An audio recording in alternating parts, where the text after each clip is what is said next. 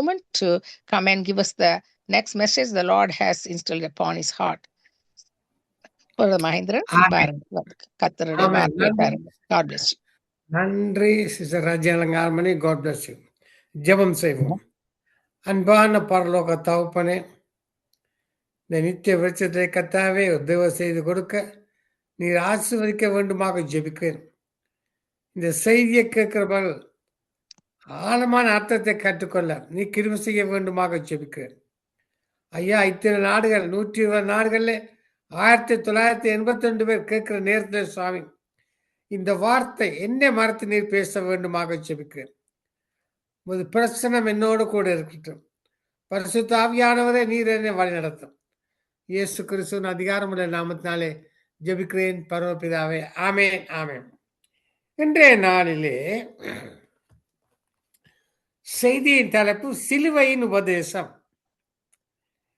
1 கொரிந்தியர் 1:18 சொல்லுகிறது, சிலுவையை பற்றிய உபதேசம் கெட்டுப்பொருளுக்கு பைத்தியமாய் இருக்கிறது, ரட்சிக்கப்படுற நமக்கோ அது தேவ பலனாய் இருக்கிறது. ஆமென்.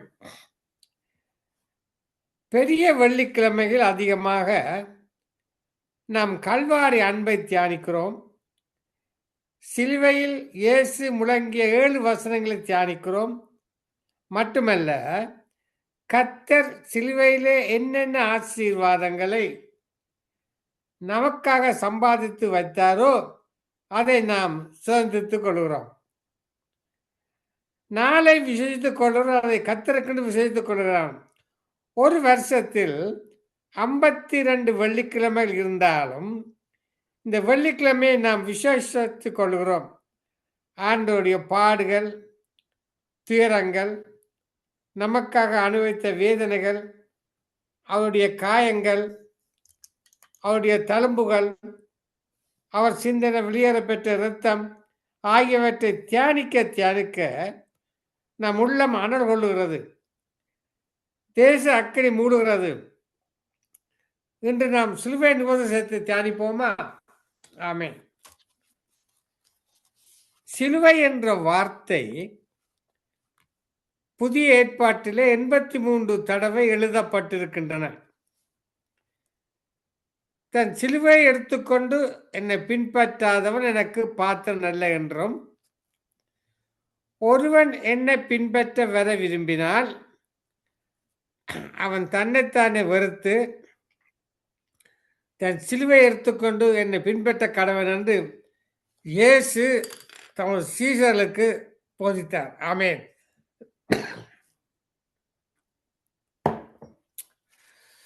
இயேசு கிறிஸ்து தமது வெளியேறப்பெற்ற இரத்தத்தை கல்வாரி சிலுவையிலே சிந்தி மனுக்குலத்துக்காக பாவ மீட்பை உண்டு பண்ணினார். அது மாத்திரமல்ல, பையை சிலுவையினால் கொன்று சமாதானத்தை உண்டாக்கி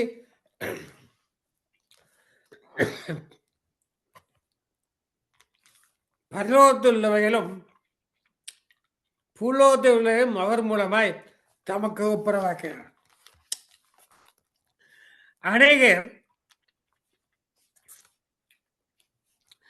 இருதயங்களை குறித்தும் குதிரைகளை குறித்தும் மேன்மை பாராட்டி கொண்டிருக்கும் போது அப்போஸ்தலனாகிய பவுல், நானோ நம்முடைய கர்த்தராகிய இயேசு கிறிஸ்து சிலுவை குறித்து அல்லாமல் வேறொன்றை குறித்து மேன்மை பாராட்டிருப்பானா என்றும், நாங்களோ சிலுவையில் அறையப்பட்ட கிறிஸ்துவை பிரசங்கிக்கிறோம் என்றும், கிறிஸ்துவை கூட சிலுவையில் அறையப்பட்டேன், ஆயினும் பிழைத்திருக்கிறேன், இனி நானல்ல கிறிஸ்துவை எனக்கு பிழைத்திருக்கிறார் என்றும் சிலுவையின் மகான் மேன்மையை குறித்து நிறுவனங்கள் எழுதியிருக்கிறார். கிழக்கு திசை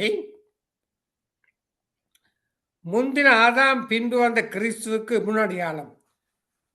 ஆதாம் நிமித்தம் மனுக்குலம் முழுவதும் பாவிகளானார்கள். பிந்திய ஆதாமாய கிறிஸ்துவினால் பாவ விமோசனம் உண்டாயிற்று. முந்தின ஆதாமை தேவன் கர்த்தர் கிழக்கே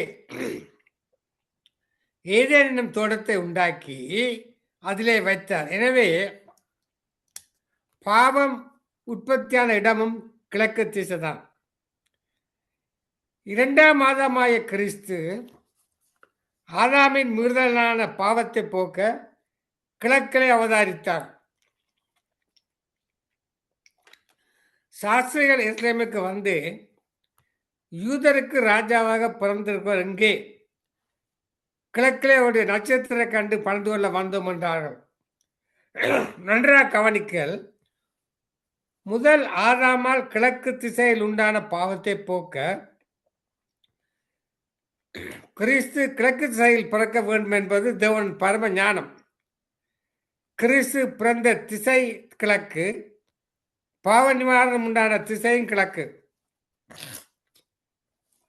மரம் பாவமானது நன்மை தீமை அறிவித்தக்க ஒரு மரத்தினால் வந்தது. இயேசுவை மரத்திலே தூக்கி கொலை செய்தார்கள் என்று அப்போஸ்தலர் 10:39 வாசிக்கிறோம். மரத்தினால் உண்டான பாவத்தை கிறிஸ்து சிலுவை மரத்தால் போக்க வேண்டும் என்பது தேவனுடைய ஆனந்தம், ஞானம். பட்ட மரங்கள் எல்லாம் பச்சை மரத்தால் பிழைக்கும்படி செய்தார். நடுமரம் நன்றாக கவனியுங்கள். தோட்டத்தின் நடுவில் இருக்கிற மரத்தின் கனியை நீங்கள் சாகாதபடிக்கு புசிக்க வேண்டாம் என்றார் தேவனாய கர்த்தர். நடுமரத்தினால் பாவம் வந்தது. அவரோட கூட வேறு ரெண்டு பேர்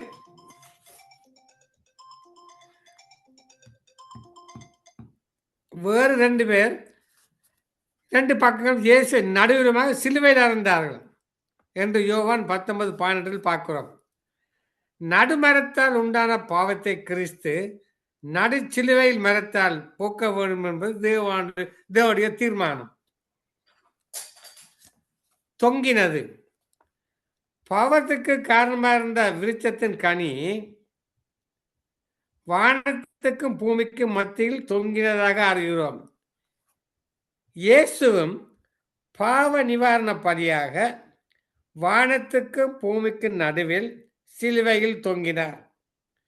தொங்கின கனியால் வந்த பாவத்தை போக்க ஜீவவிருட்சத்தின் கனியாய் இயேசு சிலுவையில் தொங்க வேண்டும் என்பது அவருடைய ஞானம். அடுத்தது புசிப்பு.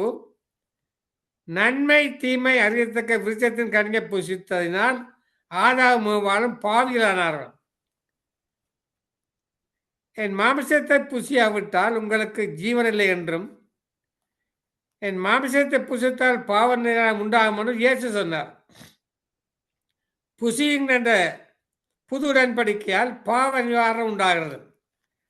கனியை புசித்ததால் வந்த பாவத்தை போக்க கிறிஸ்து தமது மாமிசத்தை புசிக்கும்படி செய்து பாவம் போக்க வேண்டுவது தேவ சித்தம். அல்லேலூயா. சதையும் சாரும். மரத்தில் தொங்கின கனியின் இயற்கை. ஆகவே சதை சார் என்று 2 வஸ்துக்கள் உண்டு. சதை சார் 2 வஸ்துக்களும் மனிதரை பாவத்துக்குள்ளாக்கியது. இயேசு கிறிஸ்துவின் மாமிசம் இரத்தம் என்ற 2 வஸ்துக்களால் பாவம் போக்க வேண்டும் என்பது மனுஷனுடைய சுயஞானம். இருவர் கண்கள் திறந்தது. கனியை புசித்தவுடன் அவர்கள் இருவருடைய கண்கள் திறந்தன. அதாவது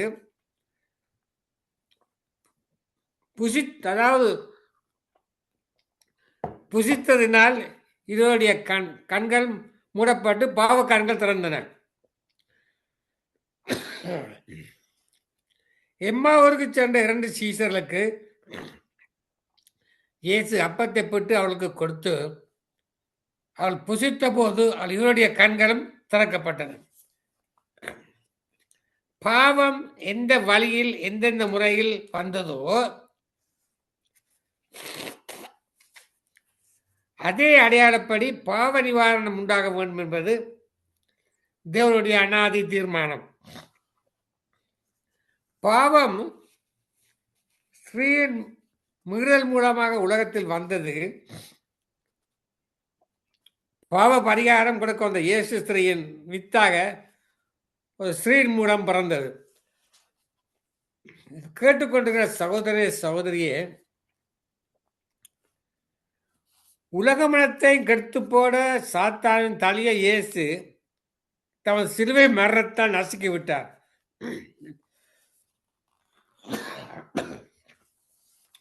மரணத்துக்கும் அதிரையான பிசாசானவனை தமது மரணத்தினால் அழிக்கும்படிக்கு ஜீவகாலம் எல்லாம் மரண பயத்தினால் அடிமைத்தனத்துக்குள்ளான யாவரையும் விடுதலை பண்ணும்படி அப்படி செய்தார். கேட்டுக்கொண்ட சகோதர சகோதரியே, சங்கம வானொலியிலே நித்திய வளர்த்த நேரத்தில் கேட்டுக்கொண்ட தேவ பிள்ளைகளே, பாருங்க, இந்த புத்தருடைய உபதேசங்கள் போதி மரத்தின் அடியிலிருந்து வெளிவந்தவைகளாகும். இப்படி பல பக்தர்கள், பல ஞானிகள் பலவிதமான உபதேசங்களை உலகத்துக்கு போதித்தார்கள். ஆனால் நமக்கு ஒரு உபதேசம் சிலுவை நடிவாரத்திலே கொல்கத்தா மலையிலே இருந்து வருகிறது. அது கிறிஸ்துவின் உபதேசம், நித்திய காலத்துக்குரிய உபதேசம். கிறிஸ்துவோடு நெருங்கி வாழ்ந்த சாது சேது சிங் திருவடி உபதேசம் என்ற புத்தகத்தை எழுதினார். அருமையான புத்தகம். சிலுவையில் இயேசு உபதேசித்தது என்ன? அவர் 6 மணி நேரம் சிலுவையிலே தொங்கினார்.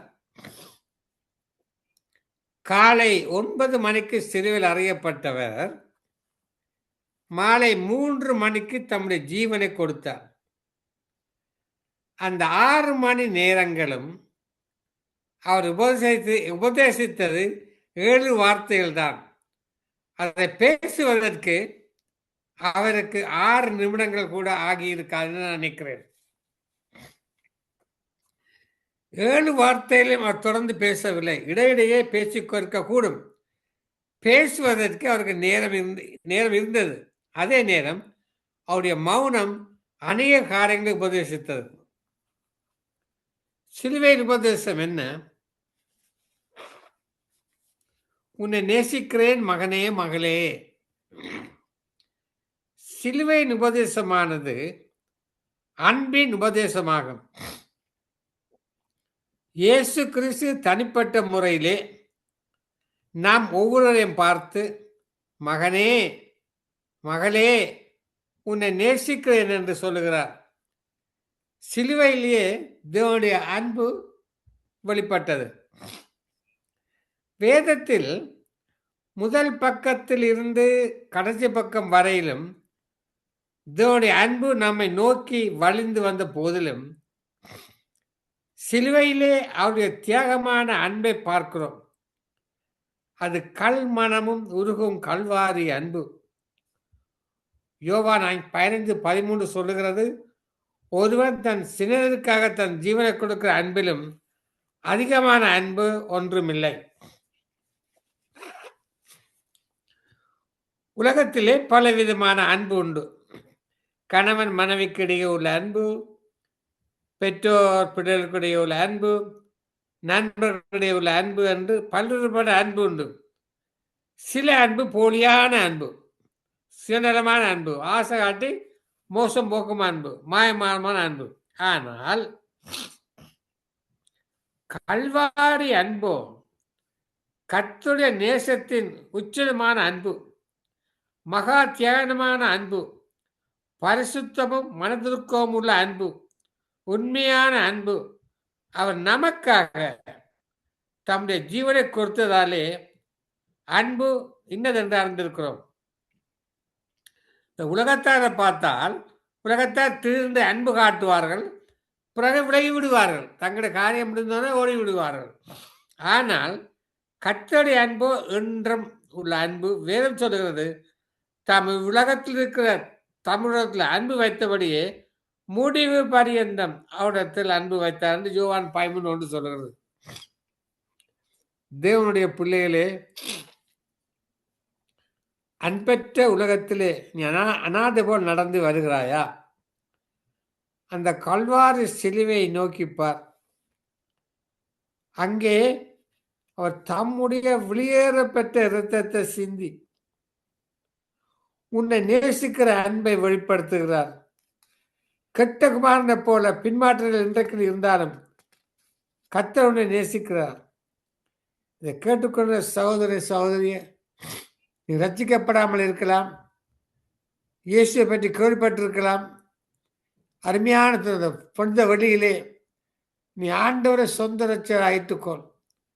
நீ ஆண்டவரை சொந்த ஆயிட்டுக்கொள்ளும் பொழுது ஞானஸ்தானம் பெற்று பரிசுத்த அபிஷேகத்தை பெற்றால் பரலோகம் உனக்காக காத்திருக்கிறது.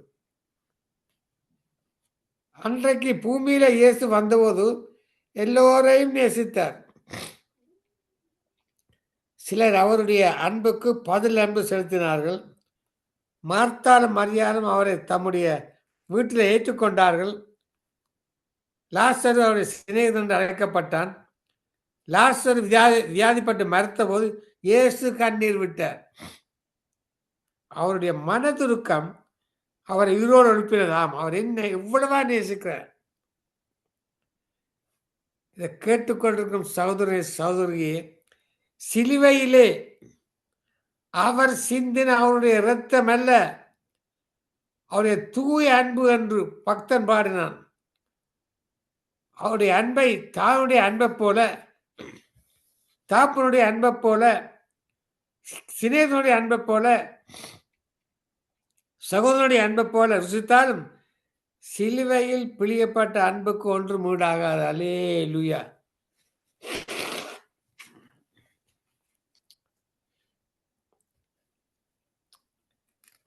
உன்னை மன்னிக்கிறேன் மகளே மகளே. இரண்டாவது சிலுவையின் உபதேசம், மன்னிப்பின் உபதேசம்.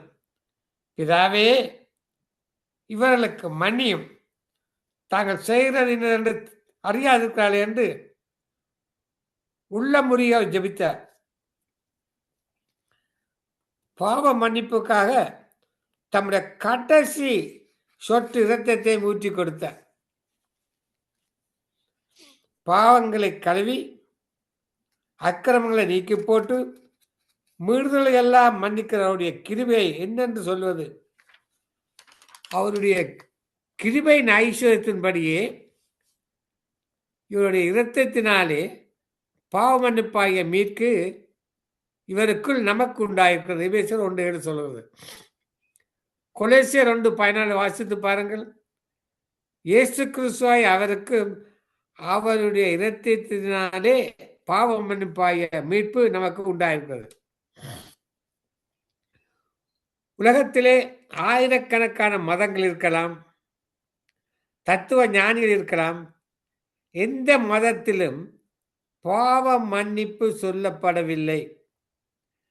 எந்த ஞானியும் நமக்காக மறுத்து இரத்தம் சிந்தவில்லை. இயேசு ஒருவரே பாவ மன்னிப்பை உண்டு பண்ணும்படி நமக்காக பாவ நிவாரண பலியாக மாறினார். எஸ்ஐயா 53:5 வாசித்து பாருங்கள். எஸ்ஐயா 53:5 நம்முடைய மீறுதல் நிமித்தம் அவரை காயப்பட்டு நம்முடைய அக்கிரம நிமித்தம் நொறுக்கப்பட்டார், நமக்கு சமாதானம் உண்டு பண்ணும் ஆக்கினை அவர் மேல் வந்தது. பாருங்கள், அநேகர் புண்ணியங்கள் செய்தால் பாவத்தின் தண்டையிலிருந்து தப்பிடலாம் என்று எண்ணுகிறார்கள். தர்மம் தலையாக்கும் என்று பாடுகிறார்கள். அநாத பிள்ளைகளுக்கு வளர்க்கிறார்கள். பள்ளிக்கூடம் பல கட்டுகிறார்கள். இவ்வளவு பணம் ஏழைகளுக்கு கொடுத்தாலும் செல்வங்களை வாரி இறைத்தாலும் பாவம் மன்னிக்கப்படுவதில்லை. இது உணர்வதில்லை உலகத்தார். நீ என்னதான் தர்மம் செய்யலாம், வீடு கட்டி கொடு, அநாத குழந்தைக்கு உதவி செய், எல்லாம் செய், நல்லதுதான். ஆனால் பாவம் மன்னிக்கப்படுவதில்லை. பாவங்களை மன்னிப்பதற்கு அதிகாரம் இயேசுக்கு மட்டுமே உண்டு. வேதம் என்ன சொல்றது? இரட்சிக்கப்படுவதற்கு வானத்தின் கீழே பூமி மேலே இயேசு கிறிஸ்துடைய நாமமே அல்லாமல் வேறு ஒரு நாமம் கட்டளையிடப்படவும் இல்லை. ஆகவே பாவம் மன்னிப்பு பெற்ற சிலுவையில் வாருங்கள், பாவியாக என்மேல் கிருபையாயிரும் என்று கதறுங்கள், மன்றாடுங்கள்.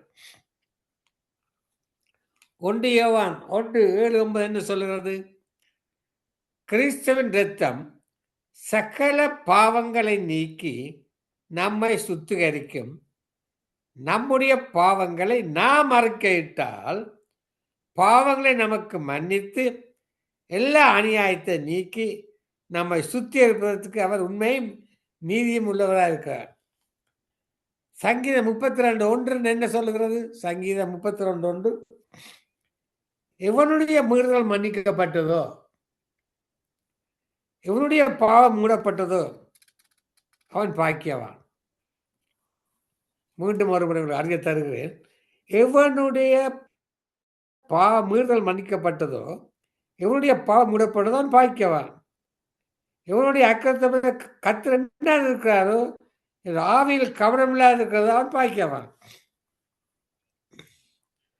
பாவத்தை அறிக்கிறாமல் போனால் அது நம்மை பின்தொடர்ந்து கொண்டே நான் பாவம் செய்தால் அதனால் அறிக்கையிட வேண்டும். படுக்கும்போது அறிக்கையிட வேண்டும். அது அறிக்கையிட விட்டால் அந்த பாவம் பின்தொடர்ந்தே கொண்டே வரும். பாவம் உன் வாசற்படையில் படுத்திருக்கும். வாழவையின் பாவங்கள் என்போடு படுத்திருக்கும் என்று யோபின் புத்தகத்திலே வாசிக்கிறோம். அதோடு நின்று விடுவதே அது பாதாளத்துக்கு கொண்டு போகும். மூன்றாவது, சாபங்களை முறிக்கிறேன் மகனே மகளே. கலாத்தியர் 3:13 நல்ல வசனம், எனக்கு விருப்பமான வசனம். மரத்திலே தூக்கப்பட்ட எவனும் சபிக்கப்பட்டவன் எழுதியிருக்கிறபடி கிறிஸ்து நமக்காக சாபமாகி நியாயப்பிரமாணத்தின் சாபத்துக்கு நம்மை நீக்கராகி மீட்டுக் கொண்டார். அநேக வீடுகளில் சாபங்கள் ஆளுகை செய்கின்றன. வீட்டில் மன நிம்மதி இல்லை, இருளடைந்து கிடக்கிறது. ஒரு வீடு இருளடைந்தால் சத்துருவான அந்த வீட்டையும் அங்குடனே கைப்பற்றி விடுவான். எப்பொழுதும் வெளிச்சமா இருக்க வேண்டும், நித்திய வெளிச்சமா இருக்க வேண்டும். இருளடைந்த வீட்டிலே எதை செய்தாலும் முன்னேற முடியவில்லை. பிள்ளைகளுக்கு படிப்பு வரவில்லை, வேலை கிடைக்கவில்லை, சம்பாதிக்கும் பணம் எல்லாம் பொத்துலான பையில் போடப்படுவது போல் முன்னேறவில்லை. காரணம் இருள். அநேக வீடுகளிலே இந்த இருள் மூடிக்கொண்டு சத்துருவானம் இந்த இருளுள்ள பிள்ளைகளை வெளிச்சத்திலே கொண்டு வர வேண்டும் என்று தகத்துதான் சங்கமா வானொலியும் நித்திய வெளிச்சமும் வார்த்தையின் வெளிச்சம் இரவு பகலாக அந்த இருளை அகற்ற வேண்டும். அந்த மக்கள் வெளிச்சத்தை காண வேண்டும், இந்த உண்மையான தெய்வத்தை கண்டுகொள்ள வேண்டும், அந்த கல்வாரி சிலையை வந்து கதற வேண்டும் என்பதற்காக நான் படுகிற பிரயாசத்தை தேவன் பார்க்கிறார். அதாவது நாடுகளில் இத்தனை ஆயிரம் பேர் கேட்டுக்கொண்டிருக்கிறார். காரணம் என்ன? கர்த்தர் சங்கம வானொலியை ஆசீர்வதிக்கிறார். அல்லேலூயா. கல்வாரி சிலுவையிலே இயேசு நம்முடைய சாபங்களையும் சுமக்க தீர்மானித்தார். முள்முடி என்பது சாபத்தின் சின்னம். கர்த்தருடைய சாபத்தின் விளைவாகத்தான் இந்த பூமியில முள்ளும் குறுக்கும் முளைத்தது. அந்த சாபத்தை தன்மேல் ஏற்றுக்கொள்ளவே முள்முடி சூட்டினார். சில பேருக்கு தெரியாது முள்முடி ஏன் சூட்டினார். தொப்பியை போட்டிருக்கலாம், இல்லை குல்லாவை போட்டிருக்கலாம். சாபத்தின் விளைவாகத்தான் அந்த முள்முடியோட சூட்டப்பட்டார். கலாத்தியர் 3:13 மரத்திலே தொங்குறவனும் சவிக்கப்பட்டவன் இருக்கிறபடியே சாபமான மரத்திலே தொங்கி ஜீவனை கொடுத்தார். அவர் ஒருவரே சாபத்தை முறித்து ஆசீர்வாதம் மாற்ற வல்லமை உள்ளவர். முள்முடி சூட்டப்பட்ட தலையிலே சிந்துகிற இதத்தால் சாபத்தின் எலும்பை முறிக்க சித்தமானார். உன் தேவனாகிய கர்த்தர் உண்மையில் அன்பு கூர்ந்தபடியினால் உன் தேவனாகிய கர்த்தர் உன் சாபத்தை உனக்கு ஆசீர்வாதம் மாறப்படினார். சாபத்தை 1000 வழிகள் சம்பாதித்துக் கொள்ளலாம். மனுஷர் பொறாமையினால் மற்றவர்களை சபிக்கிறார்கள். வாங்கின கடனை திருப்பி கொடுக்கிறதால் சபிக்கிறார்கள். எந்த சாபமா இருந்தாலும் கர்த்தர் ஒருவரே அந்த சாபங்களை முறிக்க வல்லமையுள்ளாயிருக்கிறார். அல்லேலூயா. நெகேமியா அவருடைய பேரை குறிப்பிடும் போது அந்த சாபத்தை ஆச்சரியமாக திருப்பி எங்களுடைய தேவன் என்று குறிப்பிடுகிறார். இதை கேட்டுக்கொண்டிருக்கிற சகோதரி சகோதரியே, இயேசு நமக்காக சாபமாகி நம்முடைய சாபத்தால் வர வேண்டிய இடத்துக்கு அவர் வந்தார். நம் சாபங்களை எல்லாம் தன்மேல் மகிழ்ச்சியோடு ஏற்றுக்கொண்டார். இனி ஒரு சாபம் இராது. தேவன் ஆட்டுக்குட்டி அவர் சிங்காசனம் அதில் இருக்கும். ஆமென். கேட்டுக்கொண்டிருக்கிற சகோதரி சகோதரியே, இந்த சிலுவையின் உபதேசம், சிலுவையை பற்றிய உபதேசம் கெட்டு போறவர்களுக்கு பாய்த்தியமா இருக்கிறது. இரட்சிக்கப்படுகிற நமக்கோ அது தேவபலனா இருக்கிறது. இதை கேட்டுக்கொண்டிருக்கிற சகோதரி சகோதரியே, ரட்சிக்கப்படாத தேவ ஜனங்களே, இந்த கிழமை ஒரு விசேஷித்த நாள். நீ ஆண்டவரை சொந்த ரட்சகராக ஆயிட்டுக்கொள். சாபங்களை போக்குவார், வியாதியை போக்குவார், நித்திய ஜீவனை தருவார். வார்த்தையை கேள், வார்த்தையின் வல்லமையை நீ கேட்க கேட்க, இந்த வேதாமத்தை வாசிக்க வாசிக்க, அல்லது தேவனுடைய வார்த்தையை இந்த ரேடியோவில் கேட்க கேட்க, ஆவியான உனக்குள் வந்து ரட்சிக்கப்படுவார். நீ ரட்சிக்கப்பட்டு பரலோகம் போக வேண்டும் என்பதுதான் எங்களுடைய ஆவல். சோம்பா நோமா, அன்பான பரலோக தாப்பனே, இன்றைய நாளை சிறுபேன் உபதேசம் என்ற தலைப்பிலே இந்த செய்தியை கொடுத்தேன் சாமி. இந்த செய்தியை கேட்கிற ஒவ்வொருவரையும் நீ ஆசிரியரையும் மறு ஒழிப்பிலே கேட்கும் பொழுது இந்த சிலுவை உபதேசத்தை கேட்டு அவள் கீழ்ப்படுத்து நீரே உண்மையான தெய்வம் என்று கண்டுகொள்ள நீ கிருபை செய்ய வேண்டுமாக. எல்லாம் வல்ல இயேசு கிறிஸ்துவின் அதிகாரமுள்ள நாமத்தினாலே ஜெபிக்கிறேன் பரமபிதாவே. ஆமேன் ஆமேன் ஆமென், ஆமென். நன்றாக ஒரு அருமையான வார்த்தையை கொடுத்தீர்கள்.